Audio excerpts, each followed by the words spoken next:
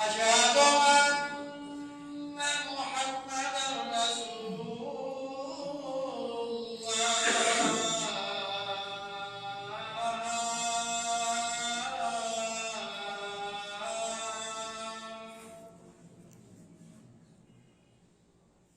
حي على الصلاة.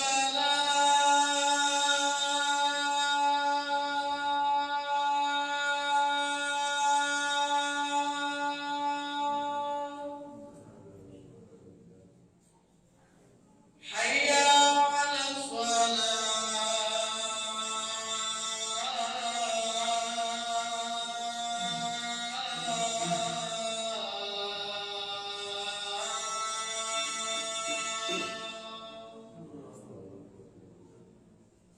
حي على الفلاح.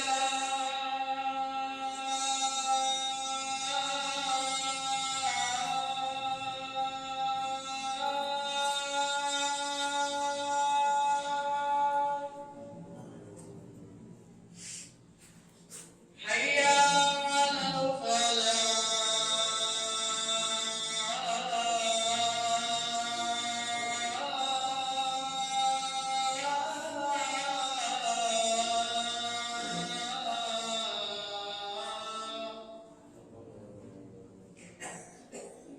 الله أكبر الله أكبر.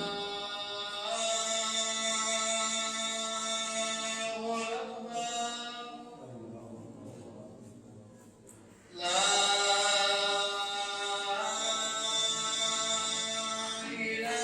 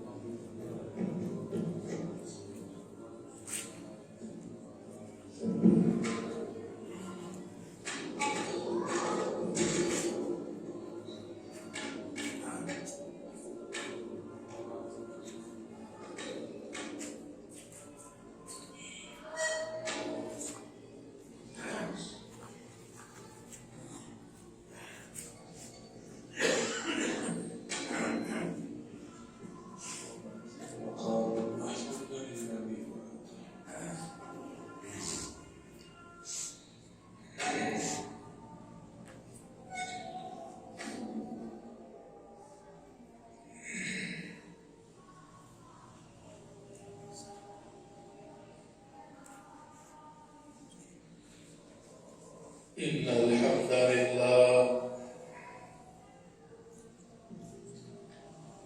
إن الحمد لله نحمده ونستعينه ونستغفره ونعوذ بالله من شرور أنفسنا ومن سيئات أعمالنا. من يهده الله فلا مضل له ومن يضلله فلا هادي له. وأشهد أن لا إله إلا الله وحده لا شريك له. وأشهد أن محمدا عبده ورسوله. يا أيها الذين آمنوا اتقوا الله حق تقاته ولا تموتن إلا وأنتم مسلمون. يا أيها الناس اتقوا ربكم الذي خلقكم من نفس واحدة وخلق منها زوجها وبث منهما رجالا كثيرا ونساء. واتقوا الله الذي تساءلون به والأرحام إن الله كان عليكم رقيبا.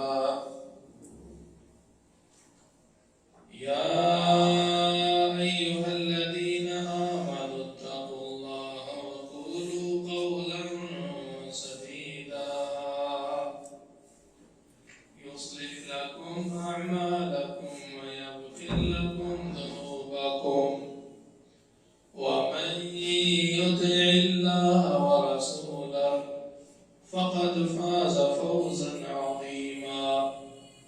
اللهم صل على محمد وعلى آل محمد كما صليت على إبراهيم وعلى آل إبراهيم إنك حميد مجيد. اللهم بارك على محمد وعلى آل محمد كما باركت على إبراهيم وعلى آل إبراهيم إنك حميد مجيد. أما بعد فإن خير الحديث كتاب الله وخير الهدي هدي محمد صلى الله عليه وسلم وشر الأمور محدثاتها وكل محدثة بدعة وكل بدعة ضلالة وكل ضلالة في النار. أما بعد فأعوذ بالله من الشيطان الرجيم. وما لكم لا تقاتلون في سبيل الله والمستضعفين من الرجال والنساء والولدان الذين يقولون ربنا أخرجنا من هذه القرية الظالم أهلها واجعل لنا من لدنك وليا واجعل لنا من لدنك نصيرا. ہر قسم کی حمد و ثنا تعریف و ستائش و کبریائی اللہ سبحانہ و تعالیٰ کی ذات کے لائق ہے. انبی درود و سلام جناب نبی آخر الزمان خاتم النبیین والمرسلین محمد رسول اللہ صلی اللہ علیہ وآلہ وسلم کی ذات گرامی پر. محترم بھائیو، اللہ سبحانہ و تعالیٰ نے ایک مسلمان کے دوسرے مسلمان پر کچھ حقوق اور ذمہ داریاں رکھی ہیں، کچھ اس پر فرائض عائد ہوتے ہیں. ان میں سے جو ایک اہم ذمہ داری ہے وہ یہ ہے کہ ہم ضرورت کے وقت اس کی مدد کریں، اس کا تعاون کریں، اس کی ہیلپ کریں. کسی مصیبت میں گرفتار ہے اس کو اس مصیبت سے نکالا جائے، اس کے ساتھ ہمدردی کی جائے، غم گساری کا ثبوت دیا جائے، اس کے سامنے اظہار و قربانی کے جذبات کا اظہار کیا جائے، غم و اندوہ کی حالت میں اس کو تسلی دی جائے، صبر و استقامت کے ساتھ اس کا تعاون کیا جائے، تاکہ اسے بھی بھرپور انداز میں ایمان باللہ، استقامت اور صبر و استقامت پر ڈٹ جانے اور مصیبتوں کو جھیلنے اور صبر کرنے کی بھی اس کو تسلی دی جائے. اللہ کے رسول صلی اللہ علیہ وآلہ وسلم کی احادیث کی روشنی میں ایسی مثالیں ملتی ہیں کہ جس سے بالکل واضح ہو جاتا ہے کہ ایک مسلمان کو دوسرے مسلمان کے لیے اظہار و قربانی کے وہ نمونے پیش کرنے چاہیے کہ جو صحابہ کرام نے پیش کیے. یہ خود غرضی ہے اور یہ وہ مفادات ہیں کہ جو انسان ملحوظ خاطر رکھتا ہے. پھر اس وجہ سے صرف اس کو فکر اپنے مال کی ہوتی ہے، اپنی جان کی ہوتی ہے، اپنے گھر بار کی ہوتی ہے، اس کا جو مطمع نظر ہے وہ صرف اور صرف اپنی چار دیواری کی حد تک ہوتا ہے۔ یہی وہ مفاد پرستی ہے، یہ دنیوی اغراض و مقاصد ہیں کہ جس کی وجہ سے اس کو اپنے بے کس، بے یار و مددگار ہمسائے کا بھی پتہ چلتا۔ ایک محتاج بھائی کی اس کو خبر نہیں ہے، ایک مصیبت زدہ اور پریشان حال اپنے رشتے دار کی خبر نہیں ہے۔ شریعت نے اس طور پر بہت زیادہ زور دیا ہے، یہاں مغم گساری میں، ہمدردی میں، آپس میں تمام مسلمان ایک جسد واحد کی حیثیت اختیار کریں۔ اللہ کے رسول صلی اللہ علیہ وسلم نے یہ ایمان کا نتیجہ قرار دیا ہے۔ بنیادی اور اہم وہ کون سا عنصر ہے، وہ کون سی چیز ہے کہ جس کی بنیاد پر انسان نہ اپنی پرواہ کرتا ہے، نہ اپنے اہل و عیال کی پرواہ کرتا ہے، نہ مال کی پرواہ کرتا ہے، نہ اپنے وطن کی پرواہ کرتا ہے؟ وہ بنیادی محرک ایمان ہے۔ یہ ایمان وہ چیز ہے کہ انسان دنیوی تمام قسم کے نتائج سے بے خبر ہو کر اللہ سبحانہ و تعالیٰ کی ذات کے لیے، اللہ کے لیے، اعلاء کلمت اللہ کے لیے اور اپنے مسلمان بھائی کی خیر خواہی کے لیے سب کچھ کا گزرتا ہے۔ رسول اکرم صلی اللہ علیہ وسلم فرماتے ہیں، صحیح بخاری کی حدیث ہے، مثل المؤمنین فی تراحمهم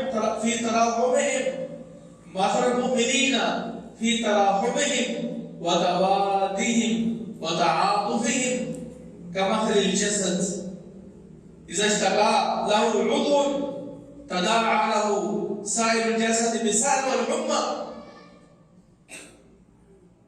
ایک مومن کی مثال جسد واحد کی ہے، ایک وجود اور جسم کی ہے۔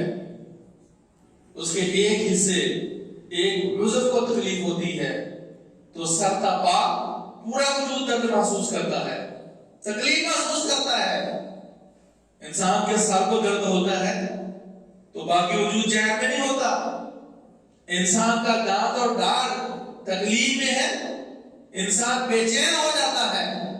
یہ بے چینی اور یہ تکلیف اور اذیت، اس کا اندازہ وہی انسان کر سکتا ہے جو اس مصیبت اور اس اذیت ناک حالت میں مبتلا ہوتا ہے، دوسرے کو اندازہ نہیں ہوتا۔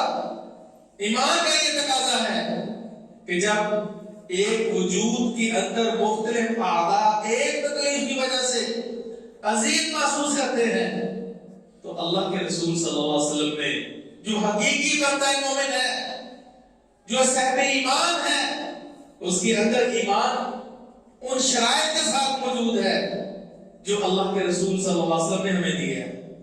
پھر اس کی مثال کیا ہے کہ آپس میں مودت و محبت، آپس میں صلہ رحمی، آپس کی جو شفقت و رحمت ہے، اور ایک دوسرے پہ ترس کھانے کی مثال، ایک دوسرے کے لیے قربان اور ایک دوسرے کے لیے جو اپنے پہلو کو جھکانے اور نرمی کا ثبوت دینے کے بعد سے ایسے وہ تکلیف محسوس کرتا ہے جس طرح کہ اپنے وجود پہ وہ ترس کھاتا ہے، جیسے اپنے وجود کو عافیت میں رکھنے کے لیے وہ کوشاں ہوتا ہے۔ سب مومن وہ اسی کیفیت کے اندر ہوتے ہیں۔ رسول اکرم صلی اللہ علیہ وسلم کی صحیح بخاری کی حدیث ہے، المؤمن للمؤمن كالبنيان يشد بعضه بعضا وشبك بين اصابعه۔ اللہ کے رسول صلی اللہ علیہ وسلم خطبہ ارشاد فرما رہے ہیں کہ مومن کے لیے مثال وہ ایک عمارت کی ہے، ایک بلڈنگ کی ہے۔ بلڈنگ وہ ایک اینٹ دوسری اینٹ سے پیوستہ ہو کر پھر عمارت بنتی ہے۔ تنی طرح ایک اینٹ پہ عمارت قائم نہیں ہو سکتی، یہ مستحکم درو دیوار، یہ مضبوط پلر والی مسجد، یہ بلڈنگ ایسے نہیں کھڑی، یہ اینٹ سے اینٹ پہ وسطہ ہو کر آپس میں مل کر دوسری اینٹ کے سہارے کھڑے ہو کر ایک مضبوط عمارت بنی ہے، ایک مسجد بنی ہے۔ سال ہر سال بیت جائے، کبھی اس عمارت کو میرے بھائیوں ذرہ برابر بھی فرق نہیں پڑتا، وہ ڈگمگاتی نہیں ہے، اس لیے کہ اینٹ نے اینٹ کو سہارا دیا ہوا ہے۔ اللہ کے رسول صلی اللہ علیہ وسلم نے یوں تشبیہ کر کے انگلیوں میں ڈال کر فرمایا، یہ ہے مومن کی مثال۔ جب مومن دوسرے مومن سے ملتا ہے تو دونوں ایک دوسرے سے قوت حاصل کرتے ہیں۔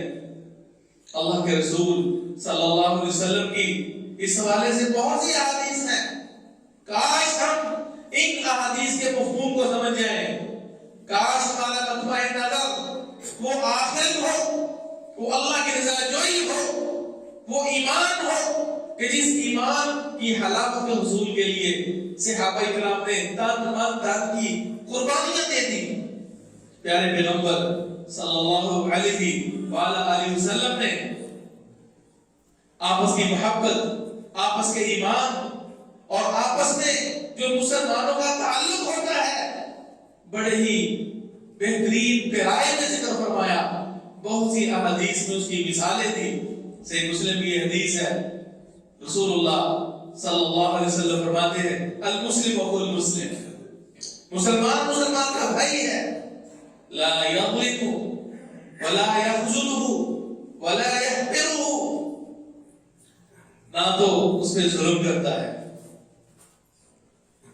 اور ایک حدیث میں ولا یسلمہ، نہ اس پہ ظلم کرتا ہے، نہ اس کو بے یار و مددگار چھوڑتا ہے،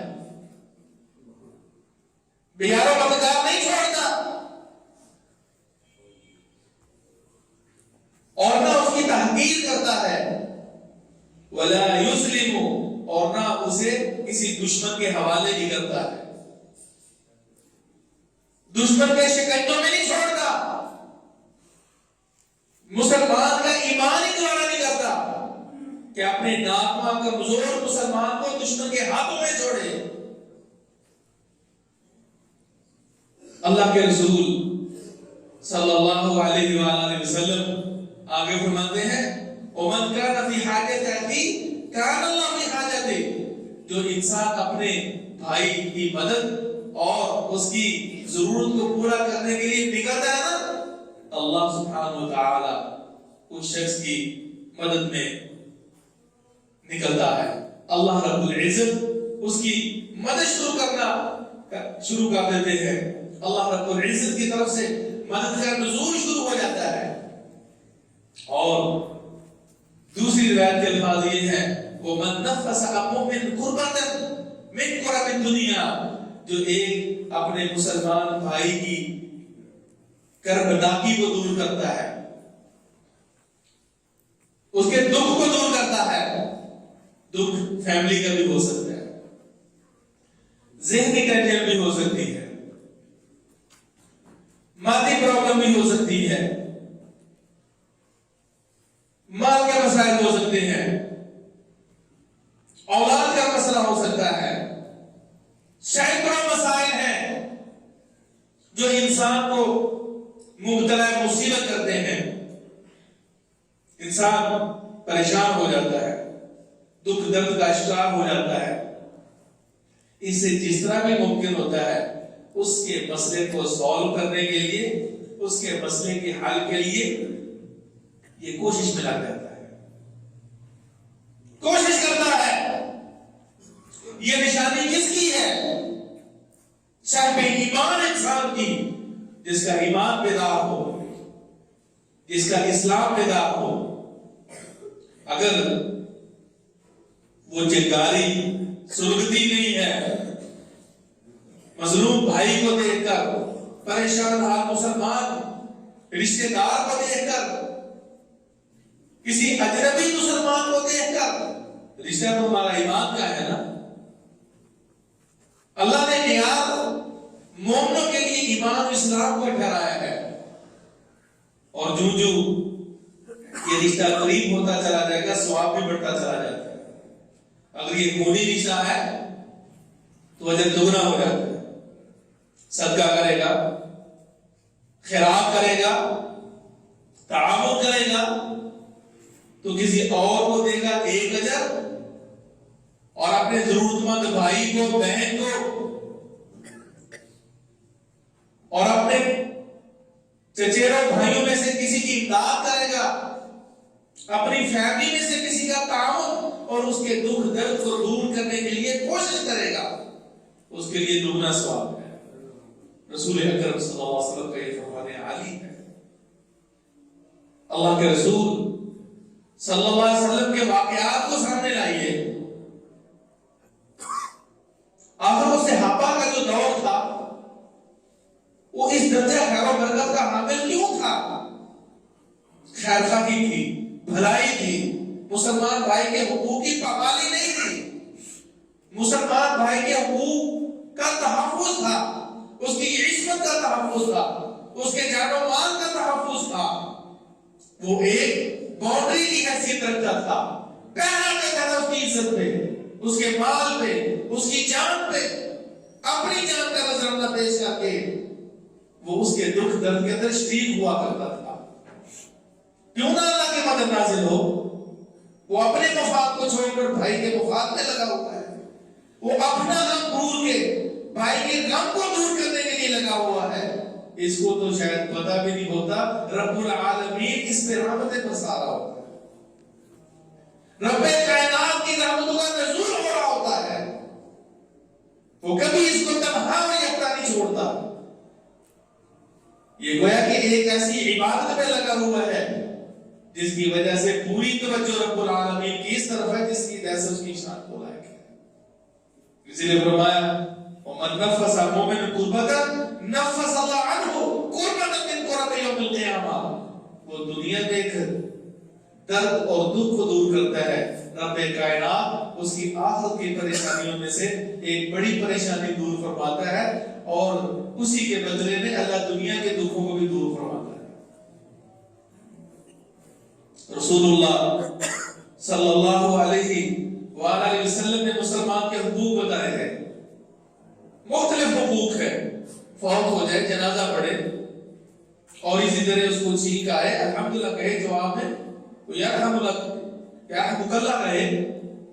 اور اسی طرح ان حقوق میں سے بنیادی ایک حق یہ بھی ہے وَنَصْرِ الْمَظْلُومِ، اپنے مظلوم بھائی کی امداد کرے. جو بھی امداد کا طریقہ ہے اس کے لیے اٹھ کھڑا ہو. اپنے معاشرے میں مظلوم ہے، وہ کسی اور جگہ پہ مظلوم ہے، تو پھر اگر مسئلہ میرے بھائی حکومت کا ہے، انٹرنیشنل لیول کا مسئلہ ہے،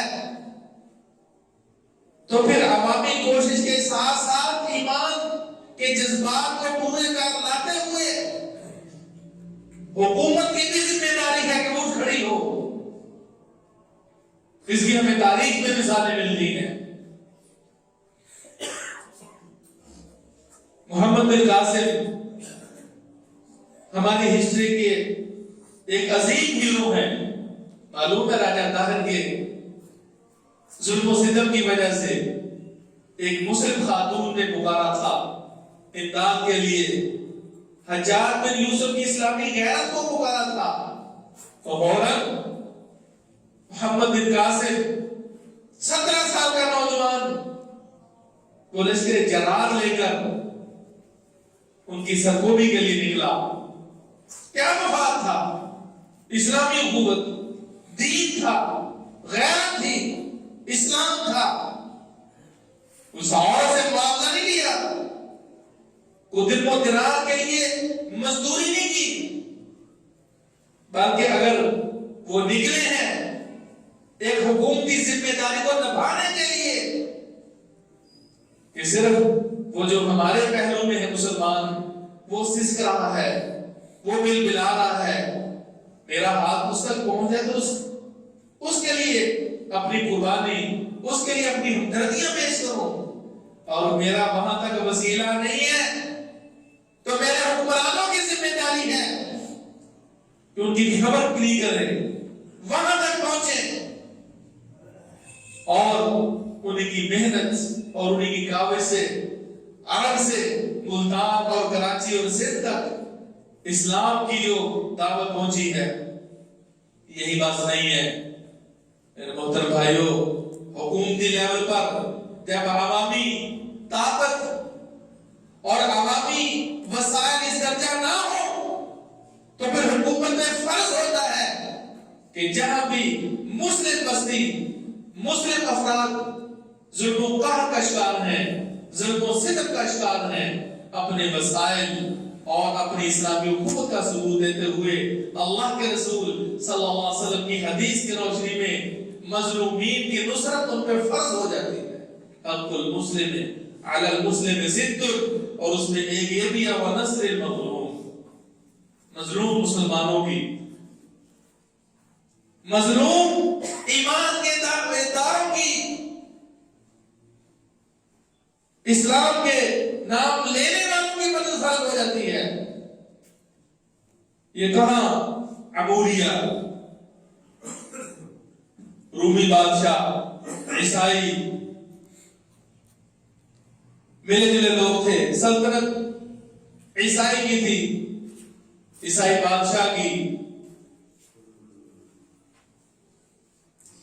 اور ایک مسلم خاتون پہ ایک عیسائی ظلم کرتا ہے، تھپڑ رسید کرتا ہے اور اس کو آر دلاتا ہے، تو مسلمان تو پکارو اپنے مسلمان حکمران کو، تاریخ میں یہ چیزیں موجود ہیں، تو اس نے پکارا اور وہ بات عباسی خلیفہ معتصم باللہ تک پہنچی ہے، اور پھر اس نے اپنا لشکر جرار لے کر ان کو ایسا سبق سکھایا کہ رہتی دنیا تک وہ تاریخ کے اندر نقش ہو گیا۔ رسول اکرم صلی اللہ علیہ وسلم کے دور کو لیجئے، پیارے پیغمبر صلی اللہ علیہ وسلم نے یہ جو مکے کے اندر حلف الفضول کا معاہدہ تھا، ایک ان لوگوں کے لیے تھا جو لوگ ظلم کا شکار ہو، نادار بے کس قسم کے، غرباء فقراء جن کی سنوائی نہ ہو، اللہ کے رسول صلی اللہ علیہ وسلم نے اپنا اہم کردار ادا فرمایا، اور انہی سرداران کے نام جو کہ آج بھی تاریخ کے نام پر فضل نامی اشخاص معروف ہیں، فضل کی جمع فضول، ان شخصیات کے نام یہ تاریخ کا اہم جو سنہرا کارنامہ تھا ان کے نام لگایا، اس کے محرک کون تھے؟ محمد رسول اللہ صلی اللہ علیہ وسلم، ان کی پشت پناہی کرنے والے، اور مکے کے ماحول کو ظلم و ستم سے محفوظ رکھنے کے لیے یہ جو معاہدہ تھا، اس کے پیچھے اللہ کے رسول صلی اللہ علیہ وسلم کی تحریکات ہیں۔ آج کل تو تھوڑا سا ہو معاملہ، وہاں اپنا سائن بورڈ، وہاں اپنی تختی، اللہ کے رسول کا یہ نمونہ نہیں ہے، یہ سنت نہیں ہے۔ اخلاص کی خاطر اللہ کے لیے اخلاص کے ساتھ انسان جو بھی کرے اس میں رب تعالیٰ کی رضا مقصود ہو، دنیوی مقصد، دنیوی شہرت، دنیوی اغراض و مقاصد یہ مسلمان کے سامنے نہیں ہونے چاہیے۔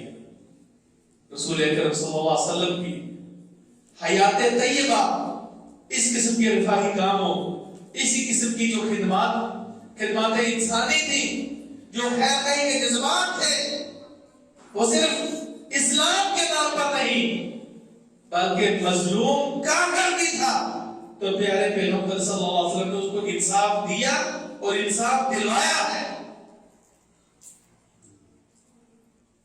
خلفاء جو اسلام کے خلفاء راشدین جب تک اسلام کو غلبہ رہا، عدل رہا ہے، رسول اکرم صلی اللہ علیہ وسلم جب پہلی وحی آئی ہے اس موقع پر پیارے پیغمبر بڑے پریشان ہوئے، سارا واقعہ آپ کو معلوم ہے، اس درجہ کہ جان کا خطرہ لاحق ہو گیا، رسول اللہ صلی اللہ علیہ وسلم گھر آئے، سیدہ خدیجہ رضی اللہ تعالیٰ عنہ کہتے زملونی زملونی، مجھے کمبل اڑاؤ، مجھے چادر اڑاؤ. بڑے پریشان تھے. سارا واقعہ بیان فرمایا. انہوں نے سنا. سیدہ خدیجہ رضی اللہ تعالیٰ عنہ نے ان کو تسلی دی. ان کے لیے صبر و استقامت کا سہارا پہاڑ ثابت ہوئی. اور جو اوصاف گنوائے یہ قبل سے نبوت کے ہیں. انک لتصل الرحم، آپ رشتے ناطے ملاتے ہیں. وتصدق الحدیث، ہمیشہ سچ بولتے ہیں. اور وتعین علی نوائب الحق، حق کے معاملے میں جو بھی مصیبت آتی ہے کسی پر، بشرطے کہ انسان حق میں ہو اور وہ ظلم کی چکی میں پس رہا ہے، اس کو اس کا حق نہیں مل رہا، تو آپ علیہ الصلوۃ والسلام اس میں بھرپور انداز کا تعاون فرماتے حق دلوانے میں. اس قسم کے مسائل میں اللہ کے رسول آگے بڑھ کے حصہ لیتے. اور وتقسم المعلوم، فقراء محتاجین کو کما کے کھلاتے. اس کا مزہ ہی کچھ اور ہے. یہ ہے اس کا رسول. انسان کمائے اور مساکین کو کھلائے، کمائے اور ان کی ضروریات زندگی کو پورا کرے. فقراء و مساکین کے مسائل کو سنے اور ان کی حاجات کو پورا کرے. یہ وہ اوصاف ہیں کہ جن اوصاف کی بنیاد پر کسی بھی معاشرے میں وہ انسان کبھی ذلت کا شکار نہیں ہو سکتا، وہ کبھی مصیبتوں میں گرفتار نہیں ہو سکتا. اللہ سبحانہ و تعالیٰ اس کو بڑے ہی باحفاظت نکال لیتے ہیں. سیدہ خدیجہ رضی اللہ تعالیٰ نے اللہ کے رسول صلی اللہ علیہ وسلم کے جن اوصاف جلیلہ کا مشاہدہ فرمایا تھا، ہمیشہ سچ کا التزام، غرباء مساکین کا تعاون، ان کی ضروریات کو پورا کرنا، حق کے معاملے میں پیش یہ وہ بنیادی باتیں تھیں کہ جو کسی عام انسان کی اور کسی اس انسان کی خوبی نہیں ہو سکتی کہ جس کے مقاصد صرف اور صرف دنیا ہی ہو. یہ اوصاف وہ اوصاف ہے کہ جن سے نبی مکرم صلی اللہ علیہ وسلم متصف ہوئے، جس میں دنیا کے ساتھ ساتھ آخرت بھی سمجھ جاتی ہے. تو جس کا مفاد صرف اور صرف دنیا ہو تو پھر ان اوصاف سے اس کا متصف ہونا وہ ناممکن سی بات ہے. اللہ کے رسول صلی اللہ علیہ وسلم نے بات سنی تو آپ کا جو پریشانی والا معاملہ تھا وہ ختم ہو گیا، وہ کیفیت آپ کی ختم ہو گئی. محترم سامعین، قرآن مجید کے اندر ملاحظہ فرما لیجئے، انبیاء علیہ السلام کے واقعات کو ملاحظہ فرما لیجئے. انہوں نے یہ مثالیں قائم فرمائی کہ انسانیت کا سبق دیا، مظلوم انسان کی ہمدردی کا سبق دیا ہے اور عملاً کر کے بھی دکھایا. موسیٰ علیہ السلام ان کا واقعہ دیکھ لیجئے. وہ قبطی اور بنی اسرائیلی آپس میں جھگڑ رہے تھے. سیاق سے یہی ظاہر ہوتا ہے کہ اس میں جو ظلم کا مرتکب تھا وہ قبطی تھا، فرعونی، اور جو بنی اسرائیلی تھا وہ مظلوم محسوس ہو رہا تھا. موسیٰ علیہ السلام سے اس نے تعاون کی استدعا کی.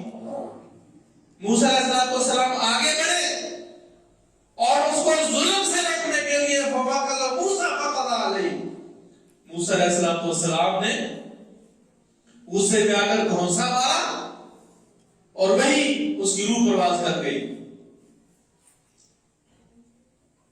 پتا تو نہیں تھا کہ میرے اس گھونسے سے وہ مر جائے گا، لیکن یہ بات ضرور ہے کہ انبیاء علیہ السلام وہ ظالم انسان کا کام نہیں کر سکتے. اپنی برادری، اپنے قبیلے کی صرف اس وجہ سے نصرت اور مدد کریں گے تو عصبیت ہے جاہلیت کی کہ یہ میرے قبیلے کا ہے، یہ میرے خاندان کا ہے. انبیاء کا یہ رسم نہیں ہوا کرتا. تو لا محالہ انہوں نے جو اس کو کھونسا مانا ہے وہ اسی بنیاد پر کہ وہ ظالم تھا. آگے جو مرنا تھا وہ اس کی تقدیر میں جس کا انہیں اندازہ نہیں تھا، جس پر انہوں نے افسوس کا اظہار بھی کیا. رسول اکرم صلی اللہ علیہ وسلم کا جہاں تک اختیار تھا میرے بھائیوں، وہاں تک اپنے وسائل کو استعمال فرمایا. مکی دور میں تو بڑے بڑے صحابہ کرام بھی بیچارے لاچار تھے. ابتدائی زندگی میں وہ بھی ایک قسم کے بے سہارا تھے.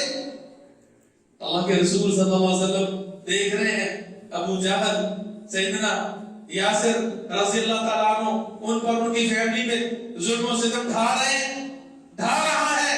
فرمایا اصبروا علی یاسر فإن موعدکم الجنہ. آل یاسر تم صبر سے کام لو،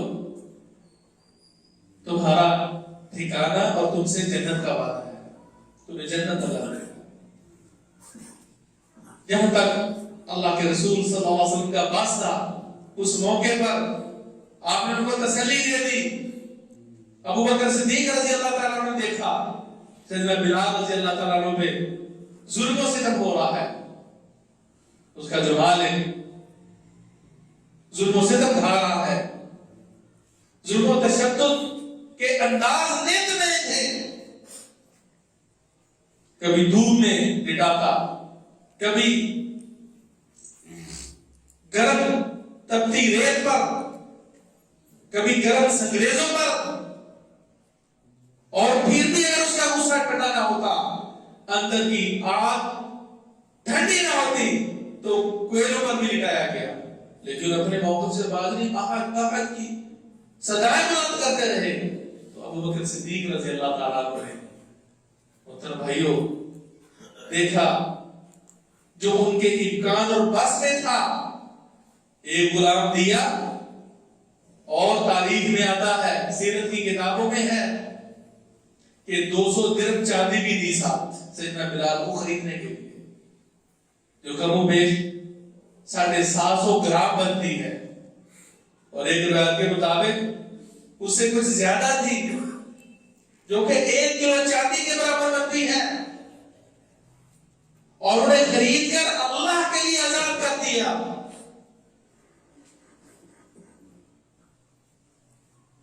یہ ہے نمونہ. اللہ سبحانہ و تعالیٰ فرماتے ہیں وَإِنِ اسْتَنصَرُكُمْ فِي الدِّينِ فَعَلَيْكُمُ النَّصْرُ. اگر وہ تم سے دین کے اندر امداد طلب کریں تو تم پر ان کا تعاون کرنا، ان کی نصرت کرنا فرض ہے. اس لیے کہ تمہاری آپس میں اخوت اسلامی ہے. اللہ کے رسول صلی اللہ علیہ وسلم نے تو یہاں تک فرمایا اتق دعوۃ المظلوم وإن كان کافرا. مظلوم کی بددعا سے بچو اگرچہ وہ کافر ہی کیوں نہ ہو. ظلم تو کسی کافر پہ بھی روا نہیں ہے. ظلم کرنا تو کسی مجوسی اور مشرک میں بھی درست نہیں ہے. رسول اللہ صلی اللہ علیہ وسلم کے پاس ایسے کیسز آئے ہیں، آپ نے بلا تفریق کہ یہ مسلم ہے یا کافر ہے عدل کو برقرار رکھا ہے. کہ چیز یہ معیار تھا. اسلامی معاشرے کا ایک نمایاں اہم کردار ہے. رسول اکرم صلی اللہ علیہ وآلہ وسلم کی اس حوالے سے بہت سی احادیث ہیں. یہ خود ہم نے جائزہ لینا ہے کہ کون ہمارا بھائی مصیبت میں گرفتار ہے، کون ظلم کی چکی میں پس رہے ہیں. اگر یہ جذبہ نہیں ہے نا، اپنی آرام کی کھاتے ہیں، لذت سے پیتے ہیں، لذت سے کھاتے ہیں، مزے سے سیر و تفریح ہو رہی ہے، مزے سے آؤٹنگ ہو رہی ہے، اور اپنے ہمسائے کی خبر نہیں، اپنے پڑوسی کی خبر نہیں، اپنے خونی رشتوں کی خبر نہیں، تو پھر یہ بڑی بے حسی کی زندگی ہے. پھر پھر سمجھ لیجئے کہ ابھی وہ ایمان نصیب نہیں ہوا جو ایمان کا لیول ہونا چاہیے تھا. ابھی اس ایمان سے بہت پیچھے ہے. ابھی نام کا اسلام اور دین ہے. خضر علیہ السلام ان کی ہمدردی دیکھیے. سورۃ الکہف ہم پڑھتے ہیں وہ بچے کا واقعہ, 2 یتیموں کی دیوار گرنے والا واقعہ, اور کشتی میں سوراخ کرنے کا واقعہ. اللہ کے انبیاء کے دلوں کے اندر ہمدردی اس انداز میں رچی بسی ہوتی ہے کہ ان کے فائقہ اس دور میں اس طرح کی ہمدردی اپنے دل کے اندر نہیں رکھ سکتا. اس لیے کہ جس قدر اللہ سے تعلق ہوگا, جو جس قدر اللہ کا مقرب ہوگا, اسی قدر اس کے دل کے اندر صرف ایمان والوں کی قدر نہیں, بلکہ وہ ہر اس انسان کی ہمدردی کے لیے کمر بستہ رہتے ہیں جو بیچارے مظلوم اور مقہور ہوتے ہیں, جو کسب کشی کی زندگی بسر کر رہے ہوتے ہیں. کشتی میں سوار ہوئے, ساتھ ہی موسیٰ علیہ السلام ہیں. انہوں نے کرایہ بھی نہیں لیا, مفتی سوار کر لیا. وہ جانتے تھے تھوڑا سا سفر ہوا تو انہوں نے کشتی کا پھٹا اکھاڑ دیا, سوراخ کر دیا کشتی کے اندر. موسیٰ علیہ السلام نے بڑا تعجب کیا. ایک تو انہوں نے کرایہ نہیں لیا, نیکی کی, اور الٹا آپ نے کشتی کے اندر سوراخ کر دیا, اس کو عیبدار کر دیا. پھر انہوں نے بتایا یہ اس کے پیچھے کیا کارن تھا. اس احسان جو کہ معمولی سا احسان کیا تھا, انہوں نے کرایہ نہیں لیا, اور انہوں نے اس کی جو کچھ جمع پونجی کشتی کی صورت میں ان کے معاش اور روزگار کا جو سلسلہ مساکین کا چلا ہوا تھا اس کو محفوظ کر دیا. اتنا بڑا احسان ان پہ کیا. وَمَسَفِينَةُ فَكَانَتْ لِلْمَسَاكِينَ, یہ کشتی مسکینوں کی تھی. يَعْمَلُونَ فِي الْبَحْرِ فَأَرَدْتُ أَنْ أَعِيبَهَا وَكَانَ وَرَاءَهُمْ مَلَكٌ يَأْخُذُ كُلَّ سَفِينَةٍ غَصْبًا. یہ میں نے سوراخ جو کیا ہے اس کی ریزن بتاتے ہیں, کہتے یہ تو مساکین کی کشتی ہے جن کا گزر بسر کا انحصار اسی کشتی میں ہے. اگلے علاقے میں ایک ظالم اور غاصب بادشاہ ہے, جابر حکمران ہے. تو جب وہ اس کشتی کو دیکھتا تو اس کو ہتھیا لیتا, قبضہ جما لیتا.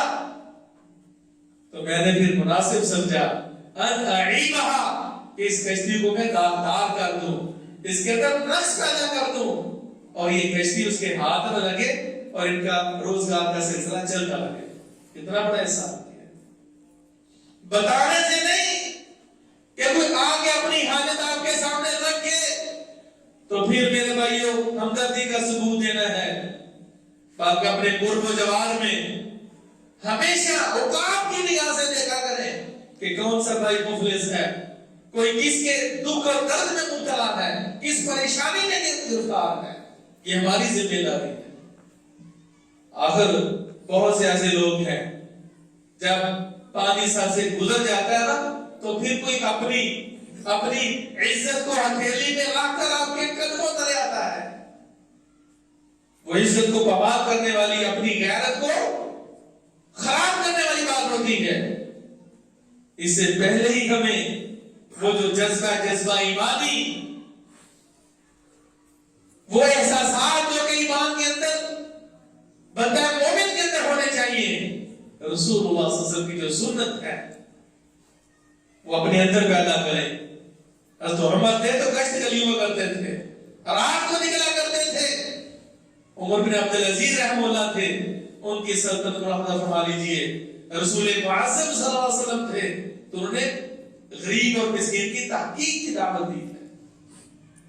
اس کو بتانا نہیں سزا کرا دیتے ہوئے, اس کی تحقیق کرنی. اور تحقیق کیسے ہوتی ہے کہ ہم اس قسم کے لوگوں کی تلاش کریں, ان کی توڑ لگائیں, کون محتاج ہے.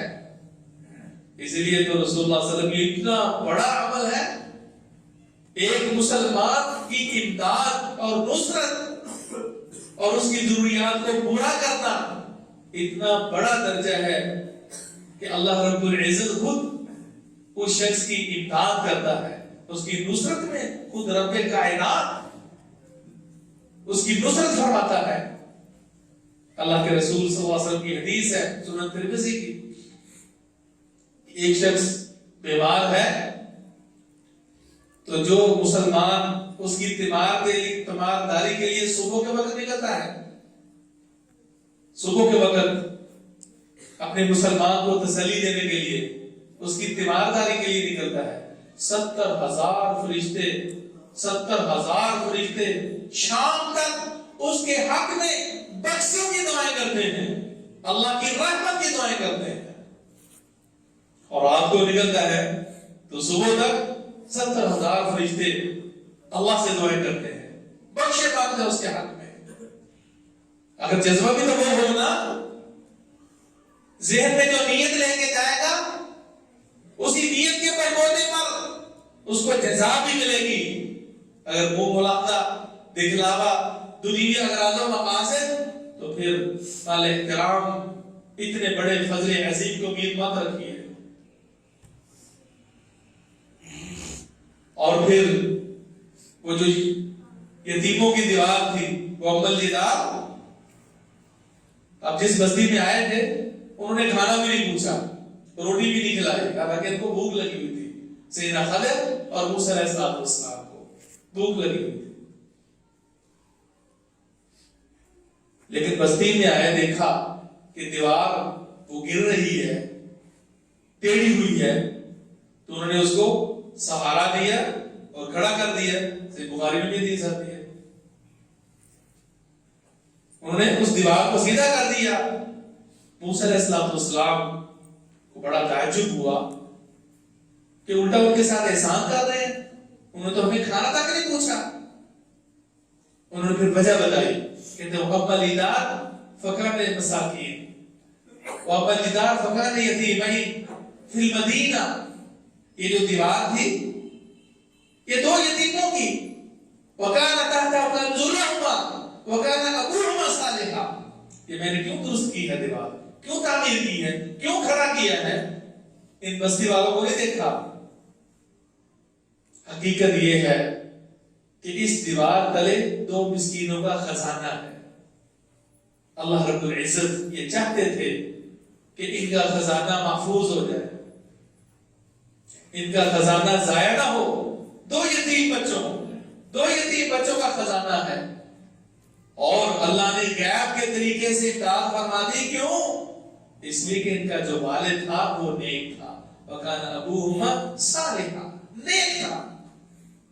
تو آباء و اجداد کی جو نیکی ہے نا، وہ اولاد کے سنوارنے میں مفید ثابت ہوتی ہے. آباء و اجداد کی معصیت اور گناہ نسلوں تک سرایت کر جاتے ہیں، اور کبھی انہی کی پاداش میں اولادیں تباہ ہو جاتی ہیں. اس لیے والد کو چاہیے کہ اولاد کو سنوارنے کے لیے پہلے خود اپنی اصلاح کرے، اپنے گھر کو تعمیر کرنے کے لیے، اپنے گھر کی اصلاح کے لیے ضروری ہے کہ سب سے پہلے اپنی اصلاح کرے. سب کا اپنا جائزہ لے. اللہ رب العزت سے دعا ہے کہ اللہ سبحانہ و تعالی ہمیں اس بات کی توفیق دے کہ ہم صرف دعووں سے کام نہ لیں. ہے تو دنیا میں دیکھنے والا کشمیریوں کو جتنی بھی بڑی بڑی طاقتیں ہیں، NGOs اور دیگر متحرک جو تحریکات ہیں، وہ اپنے اپنے مفاد پہ لگی ہوئی ہیں. جب ان کے کسی مفاد پہ ضرب لگتی ہے تو فوراً ایکٹیو ہو جاتے ہیں، اور جہاں ان کے اغراض و مقاصد ہوتے ہیں تو وہاں ان کا نیٹ ورک بڑا مضبوط نظر آتا ہے. کئی مہینے گزر گئے بیچارے لاک ڈاؤن میں، اور کشمیری مظلومیت کی زندگی بسر کر رہے ہیں کہ ہم ان کی مدد کو پہنچنے والا کوئی ہے؟ ایسی حکومتی طاقت کہ جو ان کو مظلومیت سے نکال دے سوائے دعاؤں کے؟ یہ ہماری حکومت کی ذمہ داری بنتی ہے، حکومت کی ذمہ داری بنتی ہے۔ بھائی انہوں نے کوئی جائیدادوں پہ قبضے نہیں جمائے، وہ قتل و غارت کے مرتکب نہیں ہے، ان کا ایک ہی جرم ہے کہ وہ صاحب ایمان ہے۔ وما نقموا منهم الا ان يؤمنوا بالله العزيز الحميد۔ یہ انتقام کیوں لیا جا رہا ہے؟ اس لیے کہ وہ رب کائنات کا نام لینے والے ہیں، وہ ایمان کے دعوے دار ہیں۔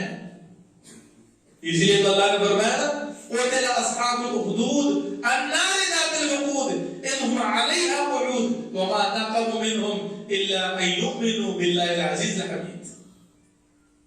ایک کافر بادشاہ، اس نے جو یہ اتنا بڑا حادثہ کروایا کہ اہل ایمان کو، کہ جب ایک بچے کی قربانی سے، صحیح مسلم کی حدیث ہے کہ جو جاتے ہوئے اپنی اس صورت میں فدائیانہ ایکشن کر گیا، اپنی جان کو اللہ رب العزت کے لیے اس اخلاص کے ساتھ قربان کر گیا کہ سینکڑوں ہزاروں اس مملکت کے کفار اور مشرکین کی نجات اور ہدایت کا ذریعہ بن گیا۔ اس کی طرف اشارہ ہے کہ بادشاہ ہکا بکا رہ گیا، اس نے کھائیاں کھدوائیں اور کہا جو ایمان سے منحرف نہیں ہوتا اس کو اس الاؤ میں پھینک کر اس کو بھون دیا جائے، اس کی طرف اشارہ ہے۔ یہ کھائیوں والے قتل اصحاب الخدود جو وہاں کرسیاں لگائے جلتے ہوئے مسلمانوں کا تماشا دیکھ رہے تھے، معصوم بچوں کی لاشوں کو دیکھ رہے تھے کوئلہ بنتے ہوئے، اور قصور کا صرف یہی تھا کہ ایمان۔ لیکن ہماری بھی بڑی کمزوری ہے، اللہ رب العزت ہمیں ہدایت نصیب فرمائے۔ تو سب سے پہلے ایمان کو تازہ کیجئے، ایمان کو بیدار کیجئے۔ جب ایمان بیدار ہوتا ہے تو ایمان کی بیداری کا نتیجہ یہ ہوتا ہے کہ اسلام کے بندے کے اندر غیرت ہوتی ہے، وہ غیور مسلمان ہوتا ہے، وہ عزت و نفوس کا محافظ ہوتا ہے، وہ دغا باز اور جھوٹا نہیں ہوتا، خائن و چور نہیں ہوتا۔ تو یہ ایک صفت گنوائے کہ سابقہ قوموں کا ایک جرم ہم نے کوئی چھوڑا ہو، اجتماعی طور پر تمام جرائم اور وہ ساری کی ساری خباثتیں کہ جن میں سے ایک کی وجہ سے کوئی نہ کوئی امت تباہ و برباد ہوئی ہے، ہم میں مجموعی طور پر سارے وہ جرائم پائے جاتے ہیں۔ ہمیں اصلاح کی ضرورت ہے۔ یہ رب رحیم کا فضل و کرم ہے کہ اس کی رحمت ہے، اللہ کے رسول کی دعا ہے کہ مجموعی طور پر یا بعد کی ساری امت اللہ تباہ نہیں فرمائے گا۔ اللہ رب العزت دعا ہے کہ اللہ ہمیں حقیقی معنوں میں صحیح مسلمان بنائے، ہم پر رحم فرمائے، ہمیں صحیح مسلمان بنائے، اور ہمیں وہ غیرت اور وہ صحیح اسلامی جذبہ نصیب فرمائے جس کی وجہ سے ہم اپنے دنیوی غراض و مقاصد کو پیچھے چھوڑ جائیں اور اللہ کے لیے لڑنے والے، اللہ کے لیے محبت کرنے والے، اللہ کے لیے قربان ہونے والے، اللہ کے لیے دینے والے اور اللہ ہی کے لیے اسے دشمنی رکھنے والے بات ہے۔ سبحان ربک رب العزت عما یصفون وسلام علی المرسلین والحمد للہ رب العالمین۔